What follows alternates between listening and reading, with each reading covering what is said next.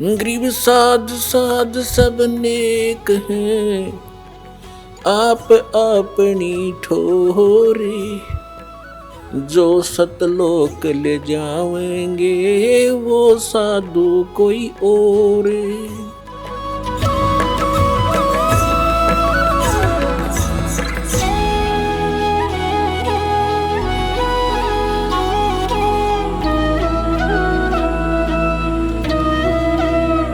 इसलिए परमात्मा अपने शरीर की रोशनी को हल्का, नूर को हल्का करके आते हैं,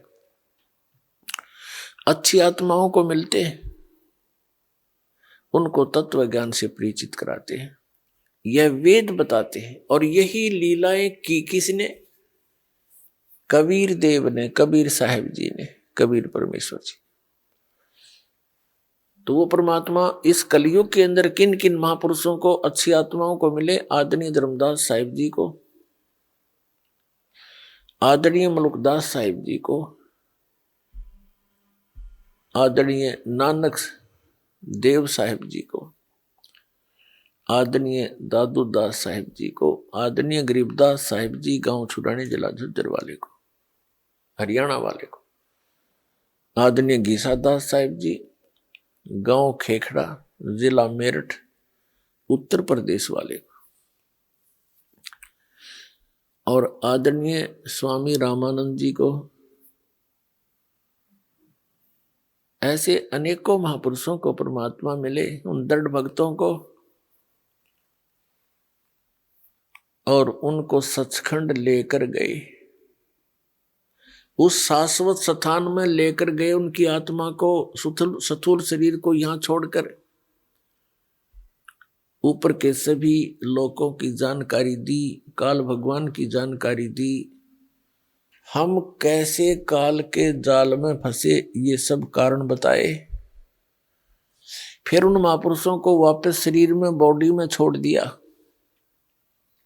उन पुण्यात्माओं ने परमात्मा की महिमा का गुणगान किया, क्षेत्र में जाके जगह जगह जाकर परमात्मा के वाणी का प्रचार किया। लेकिन हमारे अंदर अज्ञान इतना गहरा हो चुका होता है कि हम परमात्मा के इस यथार्थ ज्ञान को स्वीकार नहीं कर पाते, और जिस कारण से आज तक हम इस काल की जेल से नहीं निकले, और हमने यहाँ की व्यवस्थाओं को,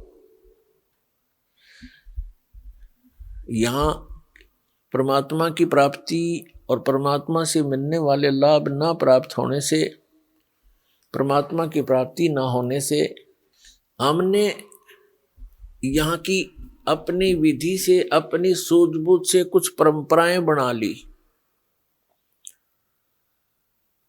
और यही जन्म और मरण के इस कोल्लू में हम पक्के हो गए। हमें और कोई दिमाग में हमारा बात आती ही नहीं कि बस इतना ही काम है, जन्म हो गया, शिक्षा ग्रहण कर ले, और फिर बड़े होकर विवाह हो जाए, विवाह के बाद संतान हो, संतान की परवरिश करें, इनका विवाह कर दे, फिर मर जावा, बस, नथिंग एल्स, नो प्रॉब्लम। ये कोई काम है? ये तो पशु पक्षी भी करते हैं। फिर परमात्मा ने इतना सुंदर शरीर आपको दिया है, इसका काम भी कोई विशेष ही है। उससे हम वंचित थे, उससे उसको हम भूल चुके थे, लेकिन आत्मा के अंदर एक विशेष कसक है, उस सुख की याद है जो सतलोक में शाश्वत स्थान पर आपको प्राप्त था। तो उसको हम यहां खोज रहे हैं। जैसे खांड की मंडी में, खांड की मंडी, बूरा की मंडी, यानी एक विशेष स्थान हो जिसमें केवल बूरा के बोरे हों, थैले हों, बोरियां रखी हों, बारदाने भरे हों, और वहां से कोई एक कीड़ा वहां से निकल जाए, और दूसरे स्थान पर नमक की मंडी हो, बोरे भरे हों, बारदाने भरे हों, वहां पहुंच जाता है। दोनों का कलर सेम होता है, लेकिन टेस्ट में दिन और रात का अंतर होता है। तो वो चाहे 1000 बोरों में, नमक वाले बोरों में हजारों में घूम ले, वो टेस्ट उसको बुरा वाला नहीं आ सकता। 21 ब्रह्मांड है इस काल भगवान के, जहां हम फंस गए हैं। हम यहाँ पृथ्वी लोक रूपी नमक के बोरे में, और हम बुरा का टेस्ट खोज रहे हैं। कभी नहीं हो सकता, कभी नहीं मिल सकता। वो तो वो बुरा की मंडी फेर मिला है और वो बोरे मिलने, तो वही टेस्ट फिर प्राप्त हो, वो आनंद फिर आवे। उसके लिए परमात्मा आते हैं और महापुरुषों को मिलते हैं। तो क्या बताते हैं? आदरणीय गरीबदास साहिब जी गांव छुड़ानी जिला झज्जर वाले को मिले भगवान कबीर परमात्मा जी। आदरणीय गरीबदास साहिब जी गांव छुड़ानी जिला झज्जर हरियाणा प्रांत में एक बहुत बड़े किसान जाट के घर उनका जन्म हुआ था। वैसे आदरणीय गरीबदास साहिब जी का मूल गांव करौथा है, जहां पर अपना पहले आश्रम था। अब भी आश्रम तो अब भी है, लेकिन कुछ उपद्रवियों ने झूठा प्रचार करके जनता और राजा को भ्रमित करके उसको अपने कब्जे में ले रखा सरकार ने। लेकिन परमात्मा की दया हुई, यहाँ फिर से वही प्रचार चल रहा है। तो गांव करौथा जो है गरीबदास साहिब जी का मूल गांव था, और छुड़ानी उनके नानके थे। आदरणीय गरीबदास साहिब जी की माता जी का कोई भाई नहीं था, जिस कारण से गरीबदास साहिब जी के पूज्य पिताजी को वहां घर जमाई रूप में रखा गया था। तो वहां जाकर ही गरीबदास जी का जन्म हुआ, और उनके नाना जी को के पास लगभग 1400 एकड़ जमीन थी, 1450 एकड़, 1375 के लगभग एकड़ जमीन थी। बहुत सी गवें रखा करते थे। गौओं को चराने के लिए गरीबदास साहिब जी 10 वर्ष की आयु के थे, अपने ही खेतों में गौएं चरा रहे थे। अन्य भी कई पाली गवाले उनके साथ थे गांव के, और जो उनके वहां नौकर होते थे वो भी साथ थे, और स्वयं गरीबदास जी भी अपने गौओं के पाली गए हुए थे। जैसा परमात्मा का विधान आपको बहुत बार वेदों में दिखाया है और बताया है कि वो परमात्मा अपने निज धाम सतलोक से चलकर आते हैं, अच्छी आत्माओं को मिलते हैं। उसी अपने गुणानुसार परमात्मा सन 1727 संवत 1784 और फाल्गुन मास की सुदी द्वादशी यानी चांदनी दवास को दिन के लगभग 10 बजे, जब वो ग्वाले अपनी गौवें चरा रहे थे, गरीबदास बालक भी उनके साथ थे और बच्चे खाना खा रहे थे, एक जंडी के पेड़ के नीचे बैठ गए, गौवें चर रही थी इधर उधर। तो वो परम पिता अपना वही उद्देश्य लेकर अपने तत्वज्ञान को बताने के लिए अच्छी आत्माओं को मिलते हैं। तो वहां प्रकट हो गए, ऊपर से आकाश से आए। आते उन्होंने देखा नहीं, थोड़ी सी दूरी पर पृथ्वी पर उतरे परमात्मा, और ऐसे यात्री की तरह उस फुटपाथ पर चलते हुए आ रहे हैं। एक जिंदा महात्मा का रूप परमात्मा ने बना रखा था। अपने रूप को, जो वास्तविक रूप परमेश्वर कबीर जी का सतलोक में है, उसको छुपा रखा था, हल्के तेज पुंज का बना रखा था। जैसे एक साधु संत नजर आते थे। पालियों ने परमात्मा गए उसी उद्देश्य से थे, उनको राम राम बोला, सभी ग्वालों ने देखा बाबा जी आए हैं, आओ महाराज भोजन पाओ। परमेश्वर कबीर जी ने कहा कि बच्चों भोजन तो मैं पा के आया हूं, भोजन करके आया हूं अपने गांव से। बच्चों ने, पालियों ने पूछा, क्योंकि पाली जो ग्वाले थे बड़े भी थे, 50 वर्ष के, 40 वर्ष के, 30 वर्ष के, 20 वर्ष के। सबसे छोटे गरीबदास जी थे 10 वर्ष के। उन्होंने पूछा कि आपका गांव कौन सा है बाबा जी, आप तो साधु संत फकीर हो। तो परमात्मा ने कहा भाई साधु संत फकीरों का भी गांव तो होता ही है, डेरा तो होता ही है। तो उन्होंने पूछा पालियों ने, आपका डेरा कहाँ है, आपका गांव कहाँ है, उसका नाम क्या है, कितनी दूर है यहां से।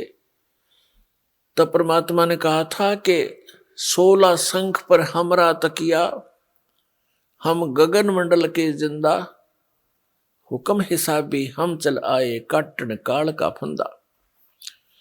हमारा जो गांव है यहां से 16 शंख कोस की दूरी पे है, सतलोक नाम है उसका। तो बच्चों ने कहा जी खाना खाकर आए हो, अच्छी बात है, लेकिन हम अतिथि को बगैर कुछ आतिथ्य किए, सत्कार किए जाने नहीं देते, हमें पाप लगता है। आप खाना नहीं खाओगे तो दूध तो पीना ही पड़ेगा। तब परमात्मा ने कहा भी ठीक है, दूध पिला दो, मैं कंवारी गाय का दूध पिया करता हूं। तो बच्चे दूसरे जो पाली थे बड़े बड़े सभी मिलकर कहने लगे कि महाराज आपकी दूध पीने की नीयत नहीं है, आप तो मजाक करते हो, कंवारी गाय कभी दूध देती है? परमात्मा ने कहा देती है भाई, यदि तुमने दूध पिलाना है तो पिला दो। गरीबदास जी 10 वर्ष के बालक थे, एक बछिया लाए पकड़कर, गले से रस्सी बांध रखी होती है, उससे पकड़कर लाए, देखो महाराज जी इसको बच्चा भी नहीं है और ये गर्भ भी नहीं धारण किया इसने अभी तक, ये कंवारी गाय है, ये कैसे दूध देगी? परमात्मा ने कहा कि दूध निकालने के लिए कोई स्वच्छ पात्र लाओ, एक मिट्टी का 2, 3, 4, 5 लीटर जिसमें पदार्थ आ जाए, दूध आ जाए, ऐसा पात्र था। वो 2 मांझ के रखा हुआ था उन्होंने, जैसे लस्सी लाते हैं या जल पीने के लिए पात्र रखते हैं। परमात्मा ने कहा कि इसके नीचे रखो, सतन के नीचे रखो। जो ही सतन के नीचे रखा, परमेश्वर कबीर जी ने जिंदा महात्मा के रूप में उस बछिया की कमर पे थपकी लगा दी। सतनों से सतन लंबे लंबे हो गए उस बछिया के, और दूध की धार निकल चली, पात्र भरते ही बंद हो गया। तब परमात्मा ने कहा कि ले बच्चों पी लो दूध। तो गरीबदास जी ने कहा जी आप पियो पहले। परमेश्वर कबीर जी ने कुछ दूध पान किया उससे, फिर अन्य पालियों से कहा कि ले बच्चों अब तुम पी लो। वो अन्य जो ग्वाले थे, पाली थे, गौओं के रखवाले थे, वो कहने लगे बाबा जी हम नहीं पियो ये जंतर मंत्र का दूध, और तू पता ना किस जाति का होगा तेरा जूठा, हम कभी भी ना पियो। और तूने तक कंवारी गाय का दूध निकाला, ये तो पाप का दूध है, हम ना पियो। वो उठकर चले गए, तितर बितर हो गए, इधर उधर अपनी गौओं को चराने के लिए दूर स्थान पर जाकर विराजमान हो गए। अकेले गरीबदास साहिब जी वहां बालक 10 वर्ष के रह गए। उन्होंने कहा लाओ महाराज मुझे दो, मैं पीऊंगा, आपका प्रसाद कब कब मिले। पुण्यात्माओं ऐसे गुण जीव आत्मा में ये पूर्व के संस्कारों से ही आते हैं। जैसे आप जी हो, आप जी ने ज्ञान सुना किसी टीवी चैनल के माध्यम से या कोई पुस्तक के माध्यम से या किसी भाई बहन की चर्चा सुनी, आप तुरंत लग गए और यहाँ दीक्षा लेने आ गए, दीक्षा ले ली, अपना जीवन सफल बनाने लग गए। तो पिछले संस्कारों से ही इतना शीघ्र ये बात समझ में आता है। और जो कर्महीन होते हैं वो जल्दी से समझ नहीं पाते हैं, उनको कुछ अधिक प्रयत्न करना पड़ेगा, ज्यादा ज्ञान सुनना पड़ता है, वो भी सेट हो जाएंगे, ऐसी कोई बात नहीं। तो गरीबदास साहिब जी ने पिया, जितना पी सकते थे बाकी रख दिया। फिर परमात्मा ने उनको ज्ञान देना शुरू किया कि बेटा ये मनुष्य जीवन बार बार नहीं मिलता, और मनुष्य जीवन प्राप्त करके जो भक्ति नहीं करते, नेक्स्ट उनका जीवन जो है, अगला जीवन कुत्ते गधे सुअर की योनि को प्राप्त होता है, वो शरीर मिलता है। कितने कष्ट होते हैं। अब पिछले संस्कार प्रबल होते हैं जिन पुण्यात्माओं के, उनके हृदय में ये बात घर करती है कि ये शरीर आपका अवश्य जाएगा, ये तो रहेगा ही नहीं। ये तो आप सबको मालूम है, लेकिन हम कैसे अटकल लगाकर जी रहे हैं कि अभी नहीं मरेंगे, क्योंकि अभी आयु मेरी 20 वर्ष की है, किसी की 40 वर्ष की है, किसी की 60 वर्ष की है, किसी की 80 वर्ष की है, किसी की 90 वर्ष की आयु है। वो भी इस अटकल से जी रहा है कि 100 वर्ष तो जी ही जाते हैं और हो सकता आगे भी बात बनी रहे। ये तो एक तुक्के वाली बात है, लेकिन 100 वर्ष के बाद भी तो शरीर जाएगा ही जाएगा। और आप जी क्या उद्देश्य लेकर रहे हो?